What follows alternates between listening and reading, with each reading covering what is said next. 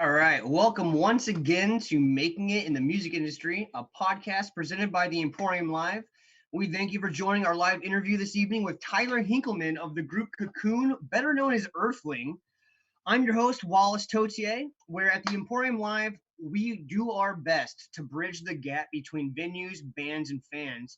One of the ways we do this is by collaborating with artists and industry professionals to provide you with the resources and knowledge you need to help navigate the music industry. You can join our live interviews every Monday and Thursday evening on Twitch or via Facebook Live at 7 p.m. Eastern Time. And our podcast is available on all streaming platforms 2 days after each show. So remember to also join us at theemporiumlive.com/forum so you can be a part of all the conversations before and after the show. And remember, during the live broadcast, you can send us your questions on whichever way you're watching us. And it works out pretty good because you type it, Tucker reads it, our guest answers it. It's pretty dope. And once again, I'd like to introduce our DJ/producer, Earthlyng. Let us know a little about yourself, man. What do you do? Hey, what's up, man? It's awesome to be here. I'm actually really stoked that you guys are doing this because I've been saying to Troy and G and stuff, like, I really wish that there was a podcast. I even kicked around the idea, and I don't even have to now. Y'all are doing it, so. Well, we're glad you're here, man. But yeah, so I'm an artist, producer, DJ. I started earlier doing graphic design in my career, but do you want the full story? What do you how? Dude, I want as much details as you can give me. I don't even care. I know we've known each other for a long time, but you're not talking to me. We're talking to the inevitable, hopefully, people out there. So just use me as the buffer and then just give it all out, man. All right, cool. So well, growing up, I was exposed to a lot of different kinds of music. Like, my mom was into a lot of R&B and soul and blues and stuff like that. So I heard a lot of Earth, Wind, Fire, Prince.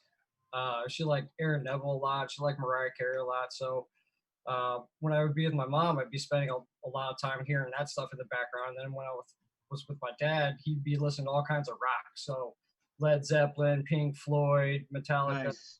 So you got the full spectrum. Yeah. And then my uncle, he was full on electronic music. So when I started spending more time with my uncle and he was more around, I got exposed to that. And I think it was a family reunion. We went to Mississippi, and I was I think 10 years old, something like that. And he was playing all kinds of techno. And I think at the time it was a group from Canada named Nico or something like that. Oh, yeah. And so I really liked this particular album that he had, and I started listening through a lot of his CDs, and that was pretty much it. So as I got older, when I was still in Cleveland, I got my first set of turntables when I was 13, and I started, Nice. Yeah, we had a local record shop and stuff, so I got exposed to it fairly early on, and I started buying trance at first because it was a lot easier for me to digest at a young age. And then slowly got into drum and bass because my buddy Cole, his dad bought him a set of decks, and he had nothing but drum and bass. So I'd be spending a lot of time over there, playing on his system. And, over time, eventually I moved down to Myrtle Beach in 2003. Mm-hmm. And in 2005, I had my own set of 1200s. So there used to be, I'm sure you remember, there used to be a record shop here named Days End. Yeah, I still have vinyl from them. I still have with the little sticker, and I'm always like, what is this? Oh yeah, old school.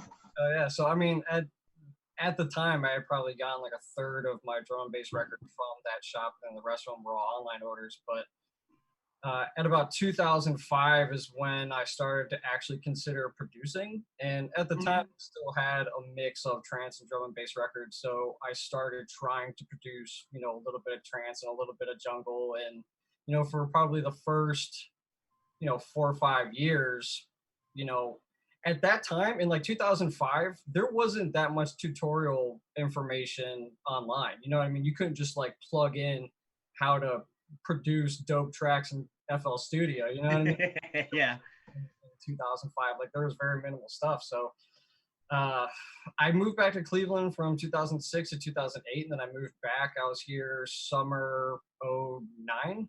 I think it was, and my buddy Rob had actually sent me a student copy of Ableton, and I completely switched them because I started writing all of my track ideas and individual tracks themselves in FL Studio, and then I would bounce those out and sequence them in Sony Acid, because Sony Acid Pro is all audio based essentially. Yeah, I still to this day love Acid Pro. I can't get away from it.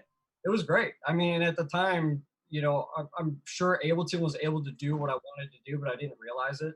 You know, so now that the programs have gotten so much better, I'm fully in Ableton now. So I went through like 4 different projects, right? Like it was Sorora, and then I went to Gestar, which was all drum. Yeah, I remember both of those actually. I was gonna bring those up, so good job. And then I teamed up with that dude Brent Thurman for a while, and we were Liminal, and which was really my brainchild in that group. But I mean, he did have some influence, but I don't know. I'm not going to go into that story because that would be a whole hour in itself. But like that didn't work out. So we'll have you back on for another interview. We'll call it the deep cuts. Right. All right. But I left that group and then started D-Fly, which was a much more evolved drum and bass project for myself. And then after meeting Troy and Patrick and spending a lot more time with them, and then eventually creating Cocoon, my influences from them led me to find a lot of different artists that I'm influenced by now, specifically on the label Shanti Planti. Like I love Quanta and Land Switcher. Like Patrick showed me those two, and I didn't really get into them at first, and then like one particular time on a weekend on my own where they were coming over, I dug in, and there's so much stuff out there that I have never heard before, that it's just these kinds of sounds and textures aren't in drum and bass. They just aren't. Yeah, absolutely.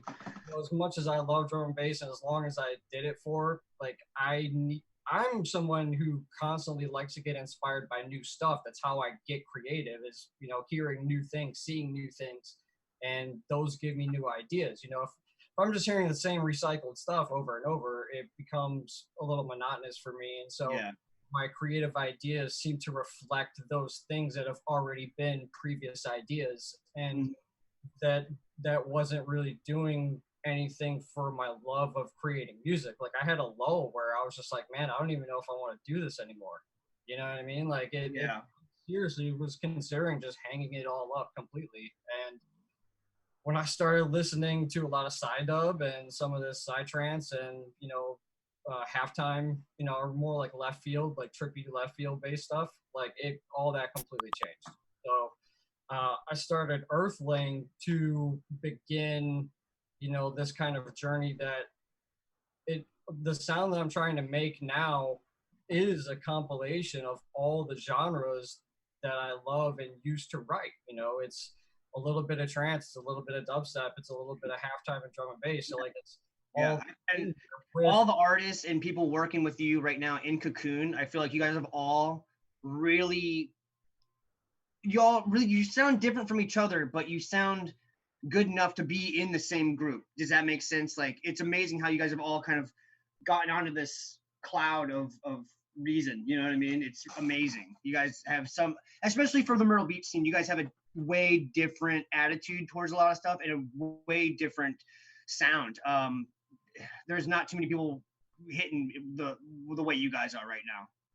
I appreciate that, man. And yeah, I really enjoy working with those two. Patrick and Troy are awesome, and like I learned a lot from Patrick, even though that he's in FL Studio and he's not writing in Ableton like Troy and I are. He does things in FL Studio that are just ridiculous. And yeah, I don't know how he breaks down and does those weird mathematical algorithm sound crunches that he does. He's a fucking secret genius, honestly. Like, and it's great that he likes to sit back in the behind the scenes studios area and hear you guys' tracks and say, okay, cool, now put this filter over it, and bloof.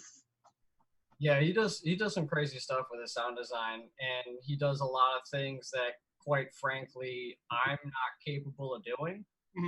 Like, but his ability to create some of these sounds, like I didn't even get it at first. Like truth be told, there'd be some sessions and I'm like, dude, you're just making noise. Like I don't even get what you're doing.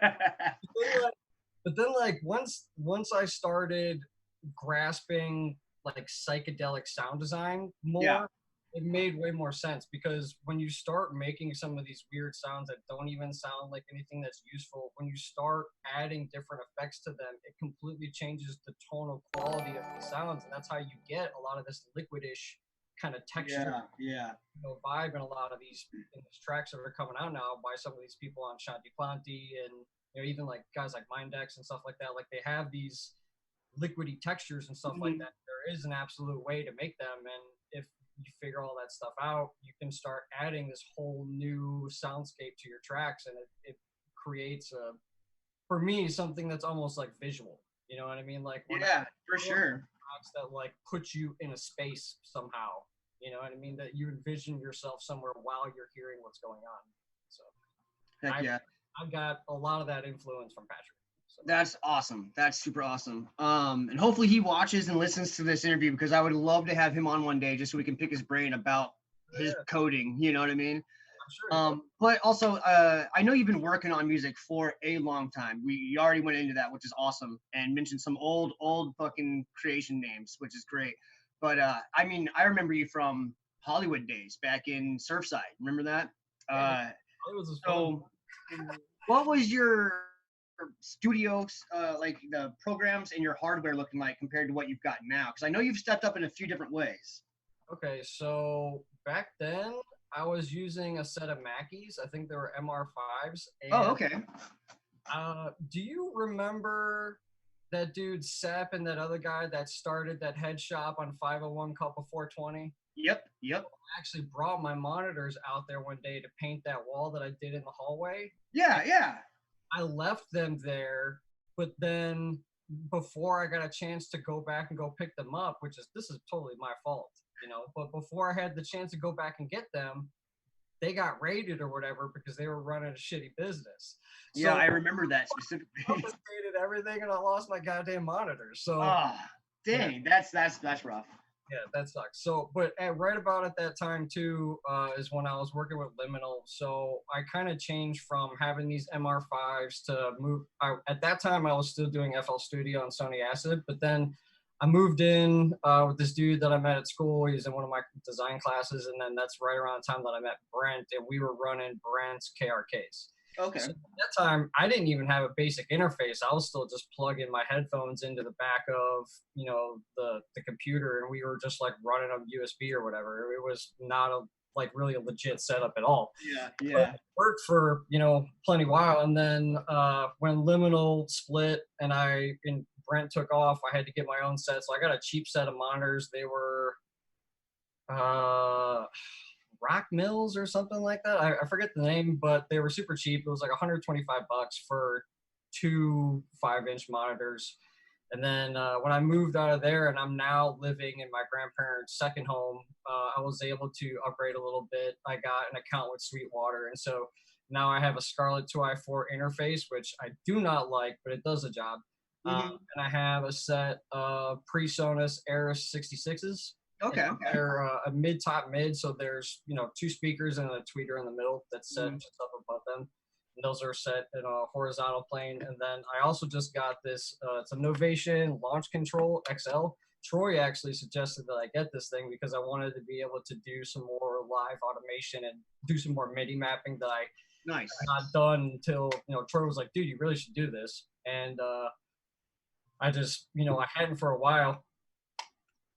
I actually made this argument that if you can, let's say you're making a patch in Serum or something like that, if you understand that a particular knob that you're tweaking is going to have a certain effect, and you understand that in Ableton that value in that turn is 0 to 100% in the envelope line that you're drawing, you could just draw your curve.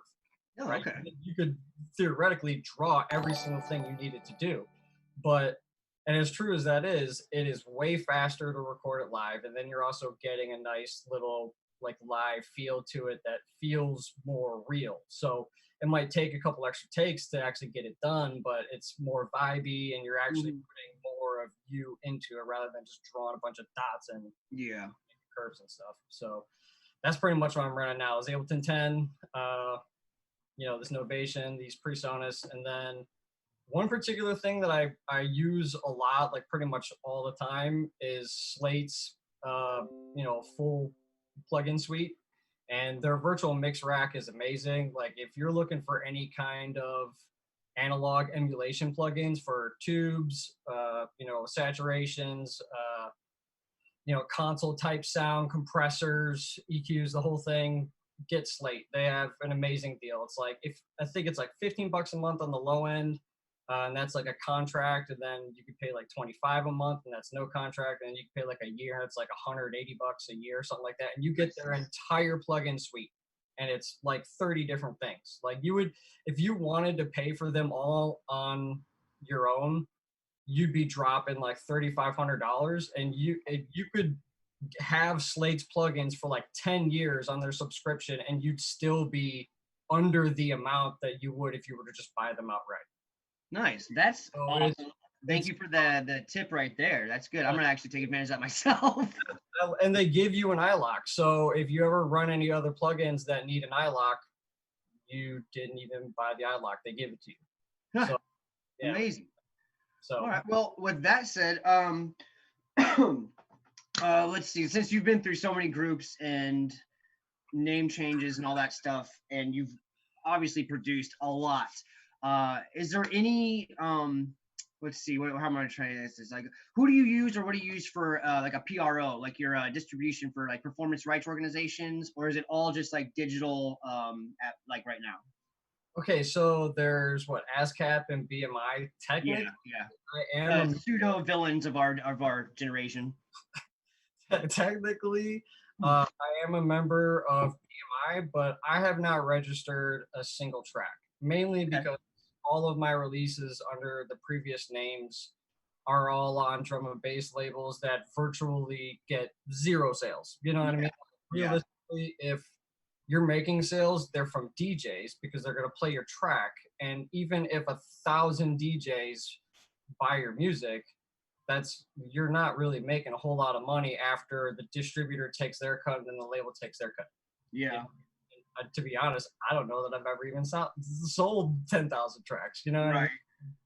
Spotify is horrible for, their payouts. And unless you're like, I don't do any online promotion for myself because you got to feed the machine. You got to constantly be dumping money into it. And quite frankly, I just don't have that kind of money. You know what I mean? Yeah. Like I could throw, $200 at it every 8 months, and that's honestly not enough to really like keep it going and it do something. So recently I've just been deciding to put them up on Bandcamp. Okay.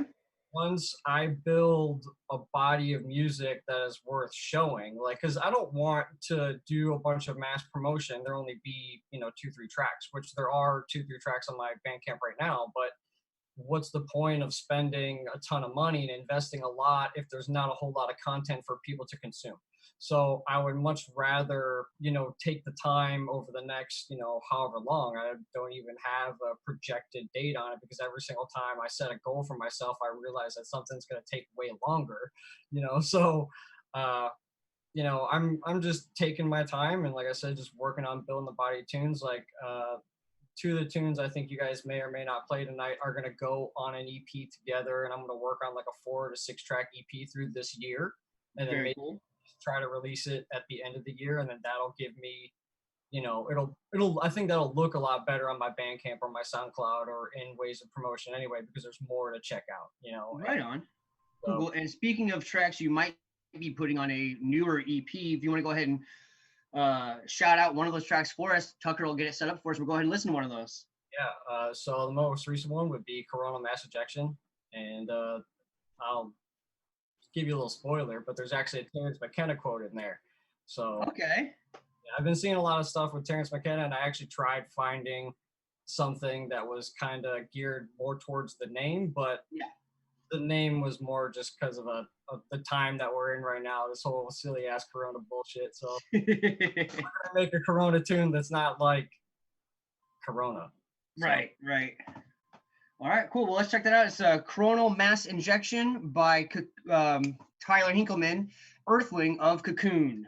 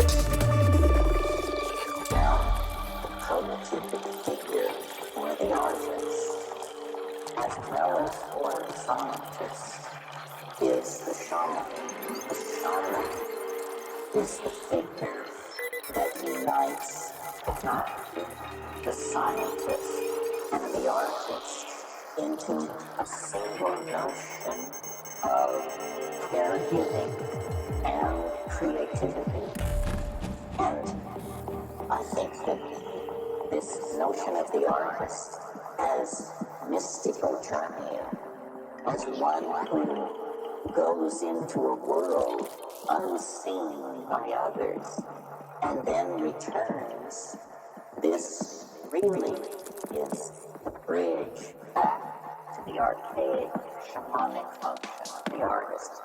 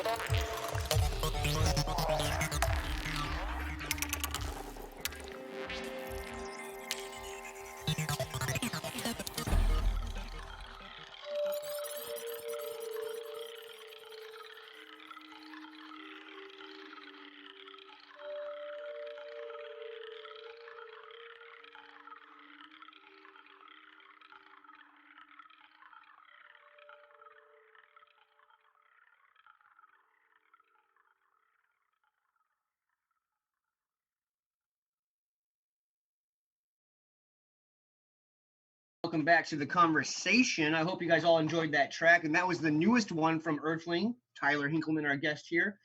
And I was deeply thinking about skipping this next question because, let's face it, Myrtle Beach is having a really rough go of it with opening up the floodgates to the crazies again, like they do every year, and hopefully, or sadly enough, they had to do it this year. But let's kind of talk about that, but in a different way. Like, what's the deal with genre politics? Man, I personally stepped out of it for a while, but one of the reasons why I went from drum and bass to, this new genre, and I don't yet have the experience to elaborate on this particular niche of people. So, my experience with that in the future may be different. But with drum and bass, it's extremely hard to break into that scene because you got to have some personal leverage, right? Your tracks have to be getting some traction. Realistically, you want to have some tunes put on some good labels. You want to have solid, flawless mixes, on your SoundCloud, and you want to be constantly, upgrading all that stuff. And when all the drama happened with me and Liminal, that came with a lot of a bad reputation, and Yeah. that stuff kind of sticks with you for a while. So quite unfortunately for me, and it's not all Brent's fault, like a lot when that split happened, I basically put him blast on in public on Facebook, on my old Facebook account, and it put a real bad taste in a lot of promoters' mouths that I know personally. And from that point on, I was pretty much like blackballed from that scene. So in order for me, even in drum and bass, even if I have a handful of releases and have played, in a lot of different cities in the area, in order for me to rebuild all that back up, I would have to do my own shows and put up a stage for me to play on all by myself.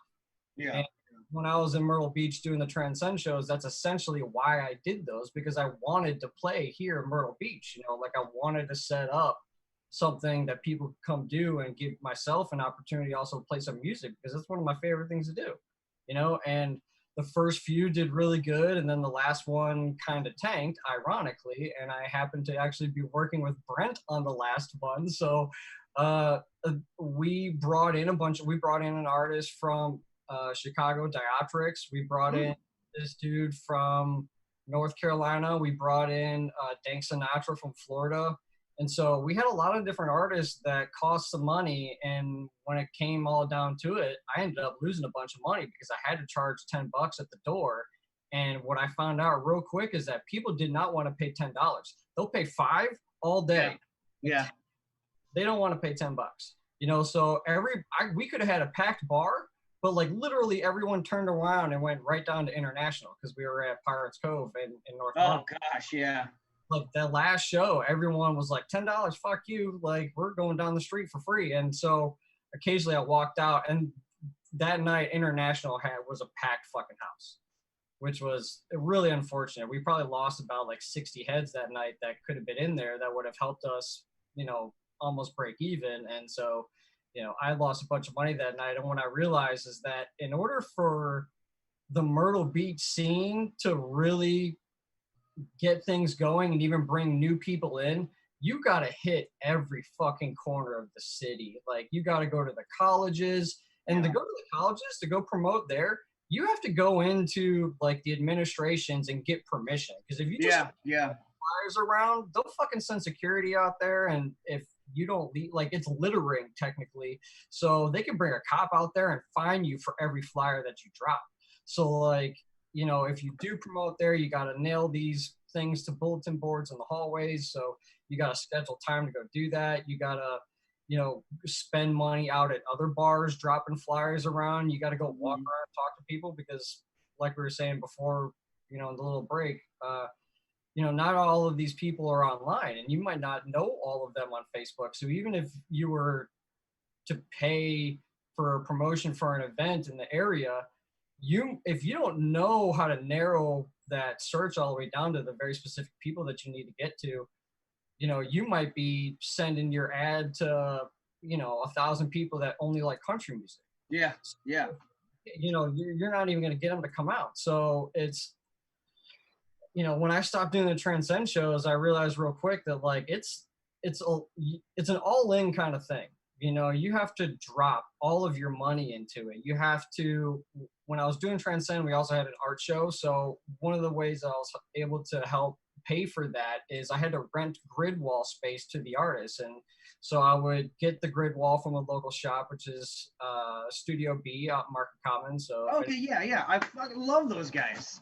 Yeah, Bill's great. So he's got a bunch of grid wall, and he was more than happy to let me use a grid wall, for pretty cheap, and then throw them on the flyer. And then I would have the artist pay for their space on the grid wall, depending on how much, space they actually needed. And then I would be able to use that money to go ahead and buy flyers.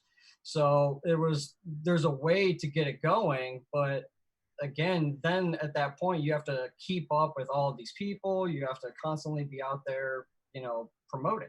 You have to talk to a lot of people, and it gets exhausting.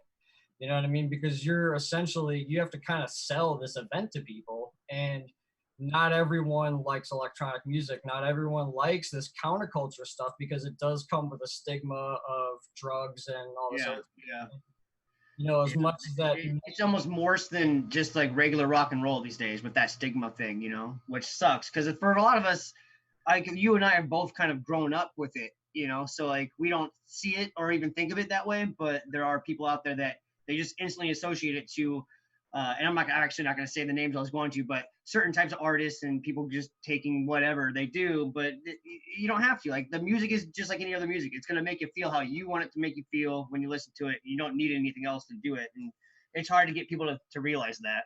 Yeah. And so, I mean, there's kind of like a foundation for the politics, right? And so now, I tried working with the guys up in North Carolina, Liquid Culture, and, what I found out real quick is that they didn't really want any extra help. You know what I mean? They have a system that's set up that they enjoy, and quite frankly, unless they're kind of reaching out to you, they're not looking for outsiders. You know what I mean? Especially when we have a city that we're building on our own. So with the Forward Fuego stuff, I haven't even really worked with them that much, because the last show that they, like the real big one that they did was out at Jimmy's. I mean, if there's not a venue to land, it's kind of hard to talk to, G and Troy and get that worked in and all that stuff. Like without a venue, there's not even anything to even do in the first place. So yeah, and what happened to them is what happened to you, me, and a bunch of other guys that we know from back in the day is they got a couple of shows in, they got a really good big one, they made some money, and then the venue, the group, the area dropped them. It was like they were, oh, okay, cool, you got a good show, you're done now. Like, why not keep it going? I don't understand why people do that in Myrtle Beach. I don't know, man. The only thing that I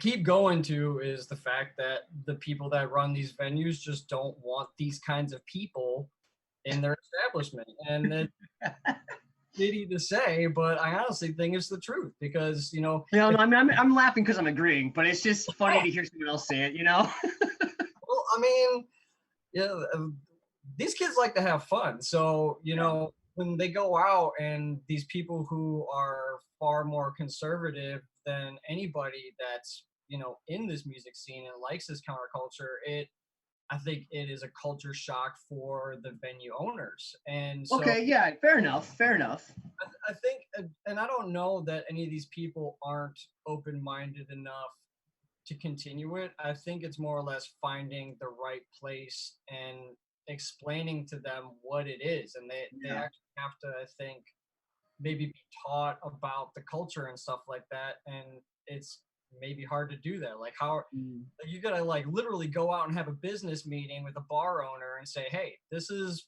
what we do. This is what we're a part of. And actually like, go have lunch with a man yeah. But also being a part of the scene and trying to network like that, or finding someone in your own group to go network like that is tough. Because like for you and me, we can go out and have a conversation with anyone about any of this super easily, but to have a grouping of people, it's hard to kind of send them out there and be like, look, you got to tell them exactly how we are, but you got to act this little bit away right now, and then you can be normal later. Like, it's hard to get people to be cool with that, Sure. Yeah, and I don't know, it's tough. It's not easy to do in an area that, you're essentially asking a bar owner to gamble, because if they don't do what you want to do, they can bring in somebody that's going to play top 40 and pull every random person off the street and sell. Yeah. So like when you go to a bar owner, essentially what you're asking is like, I'm going to bring in some people in here and they might drink. And to a bar owner, that's like, well, how am I going to make my money? And if you take a door charge, they're going to want that percentage of your door if they're not making the money at the bar. So it's how many and I'm not saying that people in this scene don't drink. They obviously do to a degree, but like we have a small niche, you know. Yeah. Like, Yeah. the greater Horry County area has got like 100,000 people in it, so like that's not a big market to hit, you know. Like if it's really not, you know what I mean? Like how many of that 100,000, and I'm saying all of Horry County, so we're talking, you know, Pawleys Island all the way up to Little River, back, Yeah. you know, Aner or whatever. So it's like, I mean, and the city's so spread out, you know, like the Conway is in the middle of 501 and it's not in the heart of Myrtle Beach, you know what I mean? So like a lot of these kids, I've had people straight up say, I'm not driving 35 minutes to go to a show. Like some people really don't even want to be bothered with getting in their car and driving down 501.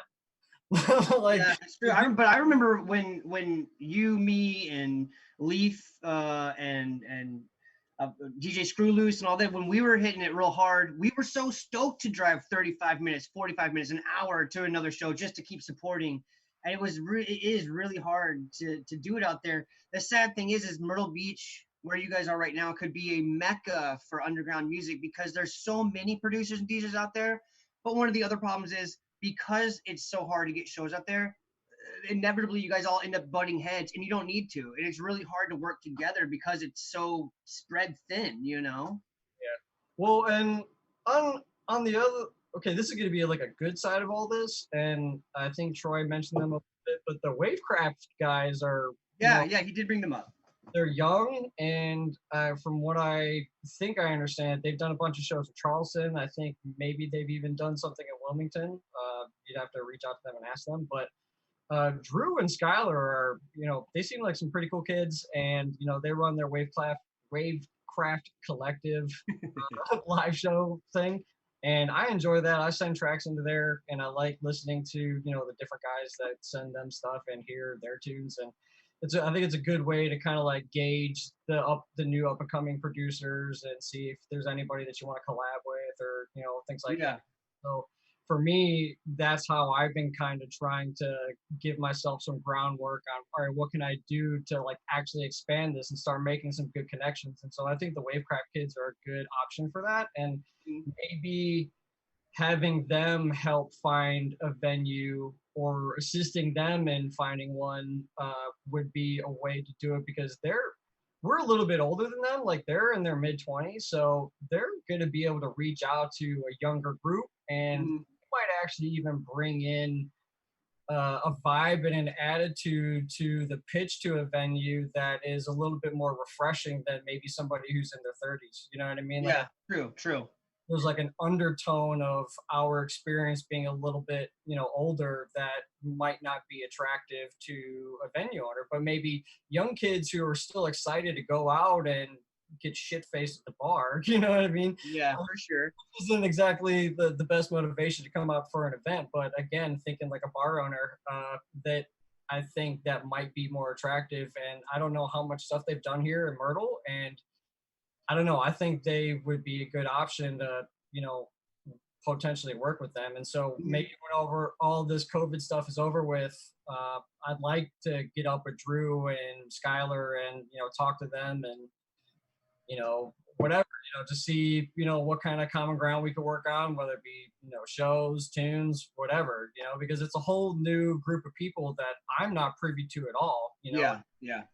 Fryer and Human, and I forget, there's a couple other guys that are on there that are, you know, as far as I'm concerned, they're way bigger than me, regardless of how long or how much experience I have, you know, producing and playing.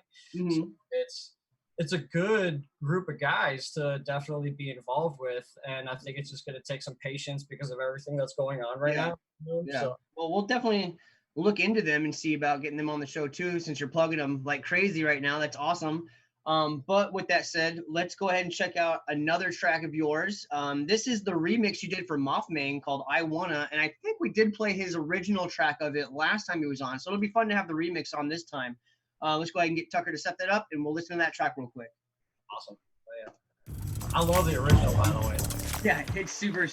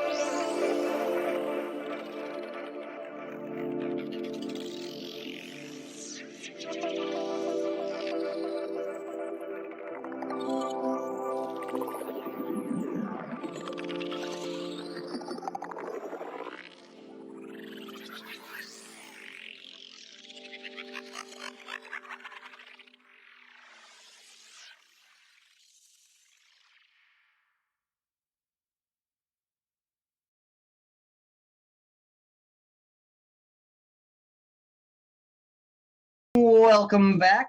Again, that was the track I Wanna, originally produced by Mothmang of Cocoon as well. And that was the remix by Tyler Hinkelman, better known as Earthlyng. So make sure and check him out on the SoundCloud, his Bandcamp. And also make sure that you follow us at theemporiumlive.com/forum. So again, you can be a part of all the conversations prior to the show, during the show, after the show, because we definitely want to always hear back from you guys. And speaking of hearing back from people, Tyler, what are some of the ways people can get in contact with you right now?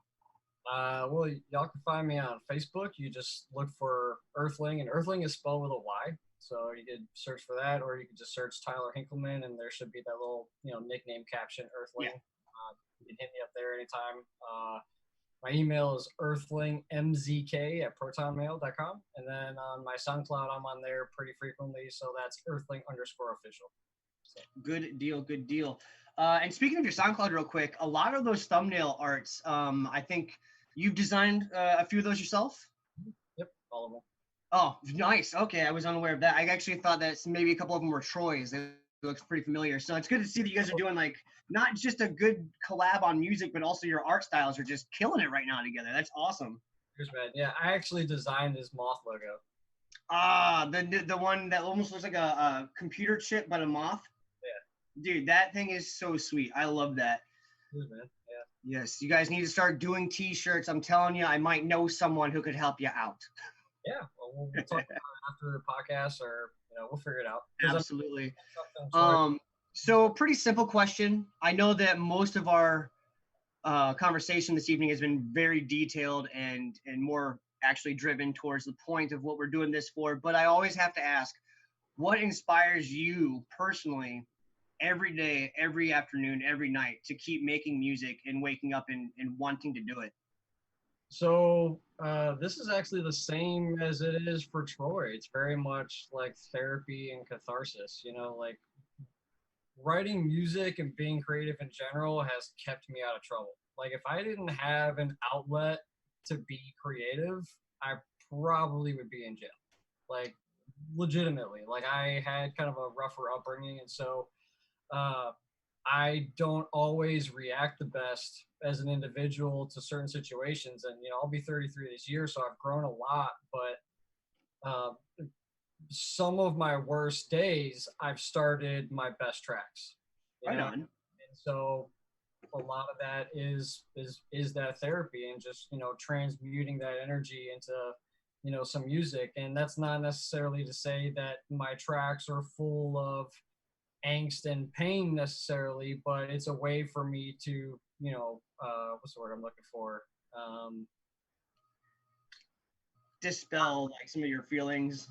Yeah, for sure. And just, get it into something and change how I feel from wherever it is to something that's better, in the moment. And then, that and listening to all these new artists that are doing stuff that I've never heard before, to me, hearing stuff that I've never heard is what's super exciting. So now that I'm kind of branching out to new genres, it's completely changing how I think about even writing music. Like I used to be confined to that drum and bass beat, and now, like two of my first tunes under this new project were at 120 BPM, and then Melismo 130, and then Corona Mass Ejections at 140. So you're definitely getting into that like, I don't want to call it wet funk, but it's like a new wave wet funk, like side trap. Like I really, really enjoy what you guys are doing.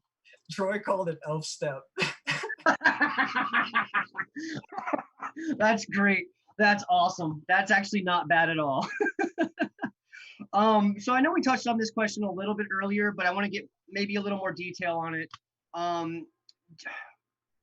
Not just like for the networking thing or ASCAP and all that stuff, but like management styles. Like, is there anyone exterior from the group that you guys are working with to help manage the online accounts, the personal like shows and stuff like that, or is it still just you guys fully?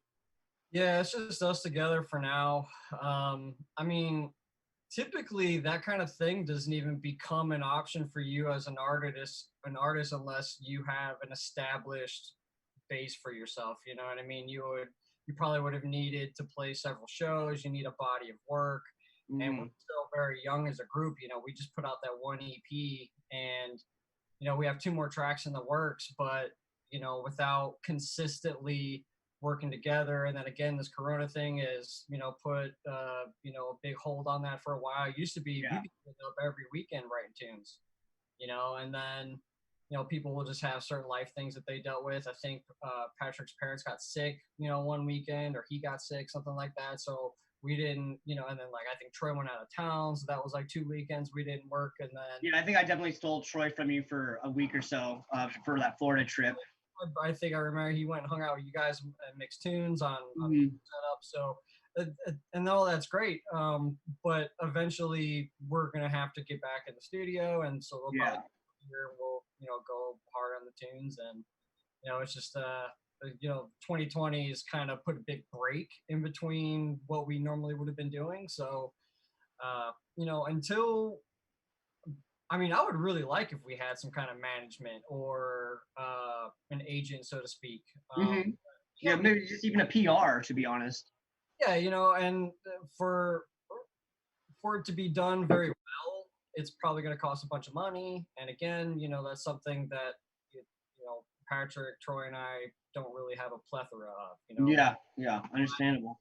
But we're not necessarily, we don't have the expendable income to, push a bunch of promotion and all this other stuff. So again, to get let's say we got an agent's going to be looking for an artist that has demand. And again, you have to build this body first before you can even really have something to give to people. So, I think for now we're just kind of, working through the tunes and doing the same thing that I'm going to do personally and just try to build up a body of work. And then when we have that established, I think we'll try to figure out how it is that we're going to play out. Right.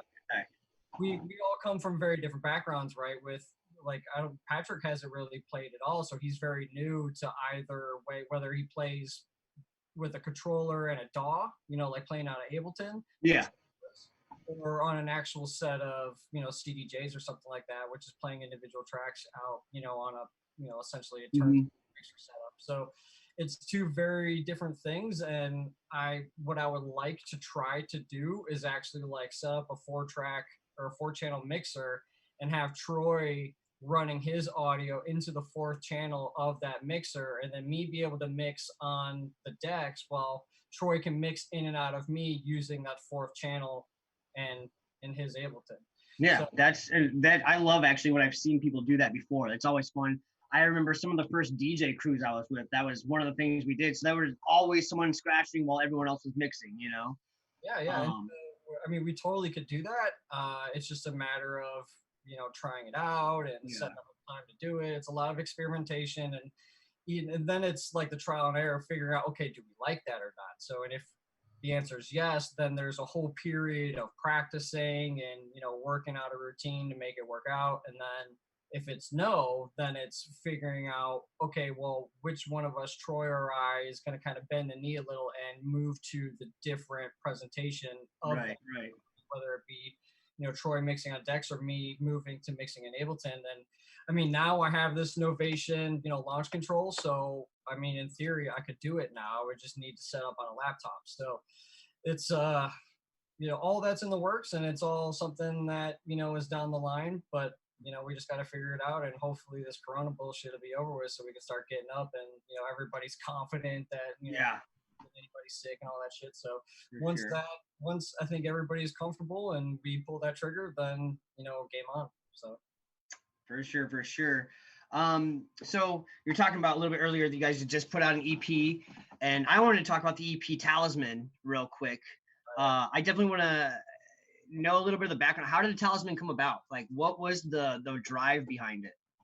So the name actually came from a night that Troy, Patrick, and I were partying, and we were walking around our neighborhood, and it was pretty late. It was probably 2-3 in the morning or something like that. And one of the streets in my neighborhood is named Talisman, because we were thinking about, what should we name this particular tune?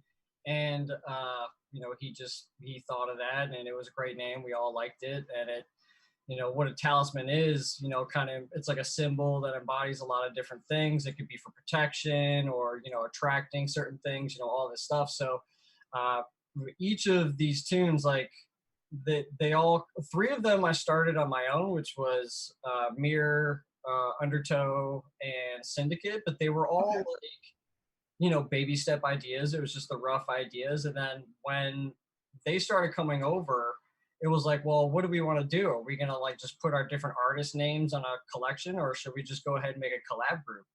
You know, and so, and Cocoon took us a little while to come up with, but it's actually like a Japanese for like Syndicate or something like, or hold on, I could look it up real quick. I forget. I should know this, but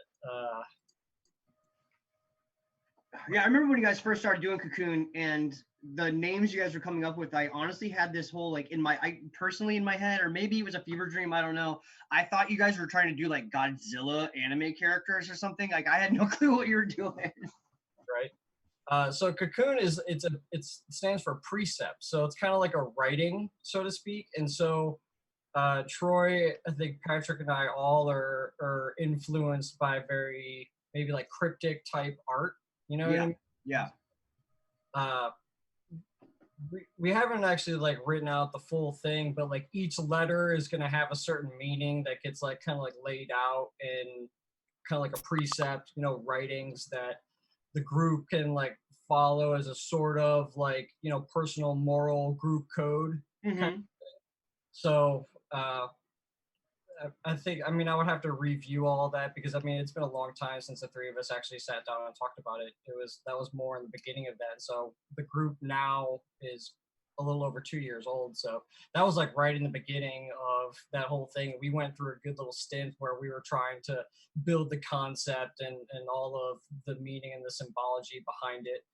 But as far as the album Talisman goes, it's, you know, that, you know, and so the whole EP kind of embodies this, you know, each track is like a different mood. It was a different part of our lives. It was different, you know, there's a different underlying meaning of all of them. And hopefully that comes through, you know, in the tunes. So. Heck yeah. All right. Well, we only got a short little bit of time left, and I definitely want to get to one of these tracks from that EP.